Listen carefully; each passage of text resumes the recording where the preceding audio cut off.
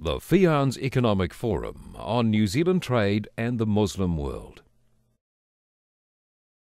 The Office of Ethnic Affairs, in conjunction with the Federation of Islamic Associations of New Zealand, organised a forum, New Zealand Trade and the Muslim World, that focused on trade and the Muslim markets.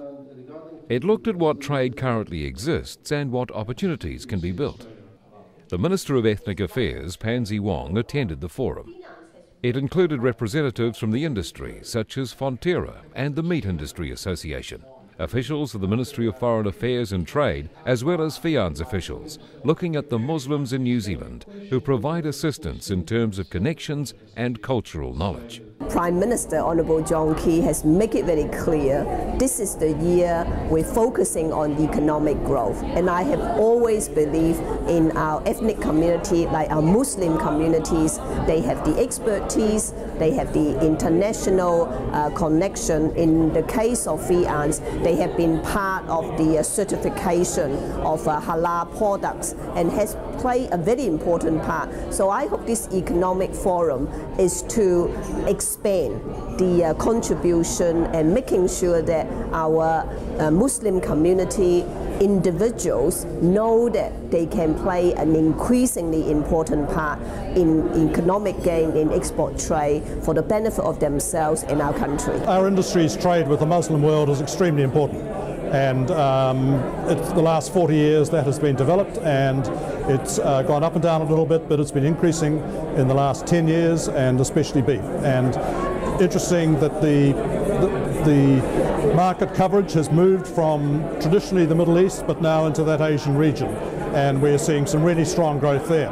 This is a great opportunity for officials like me, and I'm from the Foreign Ministry, to get together with not only representatives of the Muslim communities in New Zealand, but also to talk to people who want to do business in Muslim parts of the world, whether that be Southeast Asia or the Middle East. We want to just have a decent conversation among ourselves so that we can look at the opportunities, pick up on some of the particular issues that may either be an opportunity or a challenge for people wanting to export to Muslim countries, and also look at the sort of products that we can buy from Muslim countries. To talk about the New Zealand trade with the Muslim world and how that works, right? And they've brought along here today many people from the Muslim community, but also from the business community and from companies that are trading with Muslim countries in the Middle East, of course, but also in Asia. It is very important that the community is economically self-sufficient, and for that to make sure that we are interacting with all those who are players in the economic prosperity fabric. And it is important for Muslims to look at where they are in relation to risk. What can they do better?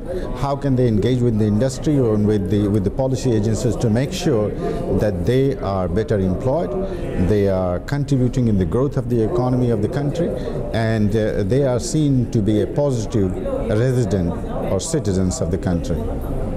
And hence our engagement in things like today's engagement. One is about update the latest information we have on the whole Muslim trade in terms of product services that we can market overseas, and secondly is to showcase our local talent in the Muslim community that can play a very important partnership in that objective. The objective today is to demonstrate the importance of the Muslim world for New Zealand's trade, and certainly that is the case for the meat industry. I certainly believe that there's an increasing awareness of it, and I think more New Zealanders now actually looking at beyond just the dairy products and meat, and I understand people start to export honey, wanting to get into the beauty products trade, tourism. So I think New Zealanders increasingly aware that, wow, this trade is actually huge, and 60% of the Muslim community actually live in Asia Pacific region. So we must step ourselves up to take advantage. So this forum is to increase our knowledge, but at the same time it's also forming a platform for our Muslim community to know about the non-Muslim connection. So together we can partnership and expand our trade into the Muslim overseas communities. One of the big challenges is that Muslim countries, of course, are as diverse as any others, and we want to be able to try to work with groups of like-minded Muslim countries to come up with common rules. With, for example, free trade agreements with ASEAN, or the one that's just been negotiated with the Gulf Cooperation Council, 6 countries of the Gulf. What we're really trying to do is make a common set of rules and also provide what we would like to see as an express highway into these markets for New Zealand businesses. I think probably one of the big challenges that we as an industry face is the differing interpretations of halal slaughter around the world. And the whole New Zealand meat industry, the business model, is based on breaking down a carcass and exporting the various bits around the world to maximise the revenue. The challenge we face is the more we have to customise a particular task for a particular market, the less flexibility we have to sell other parts of that same carcass to other parts of the world. So I think that is a very real challenge that we all face in trading in the Muslim world. I can't give you a figure for all the products and all the markets, but for the dairy sector it is very significant, right? Indonesia, Saudi Arabia, Malaysia, for example, are 3 very large markets, and for the Middle East as a whole, it is a significant market for Fonterra. I think it's around about $1 billion would be the trade in halal product. To the Muslim world itself, it's about the straight Muslim countries, about 500 million, and about 60% of our business is directly to the Muslim countries, but there is a very significant additional trade in halal product to other markets that makes up the other 40%.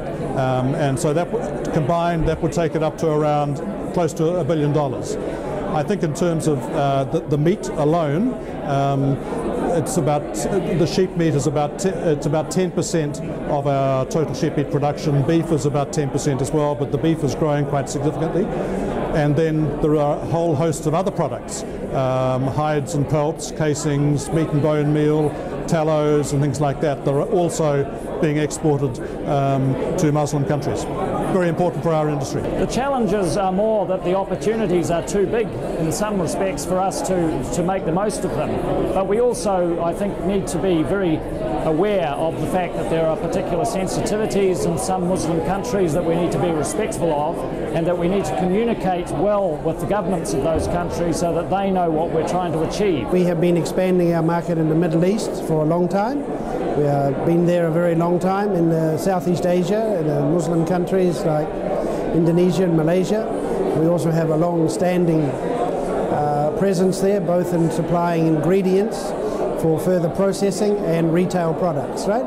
So we are intending to expand our sales and to increase our market footprint in the Middle East and also in Southeast Asia. This forum will be hearing from Ministry of Foreign Affairs, and they will give us a latest update in terms of how they can supporting business people and also partnership with our Muslim community. So all that will be going hand in hand. This is an excellent opportunity to get some of the major players from industry, such as the Meat Industry Association or some of the services providers or Fonterra, together with some of the smaller exporters, to look at what they might have in common and to work out how we can best organise ourselves at home in order to make the best of the opportunities that exist offshore. This is a good opportunity for to bring people together to talk about trade with Muslim countries, and probably most people do not realise that the New Zealand's trade, and that matter the dairy trade or the agricultural trade